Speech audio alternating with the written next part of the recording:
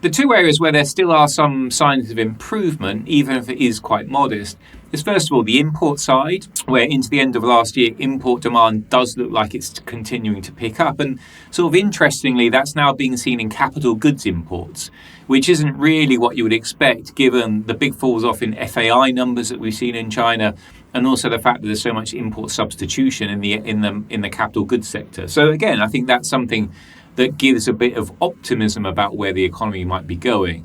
Perhaps the main thing that's changed is inflation. And over the course of the last 3 to 4 months or so, the GDP deflator has now started to improve. So it was dropping like month on month for a few quarters, but since the third quarter of last year, it started to improve. And the data that was released, with the GDP numbers for the fourth quarter of last year showed a further improvement. So I think that is significant. Like, it does show that deflation is no longer getting worse. That's partly because of what's been happening with food prices, and that is not really related to the real economy, but does help the headline numbers in China. But it's also what's happening with PPI inflation, so producer price inflation, upstream prices.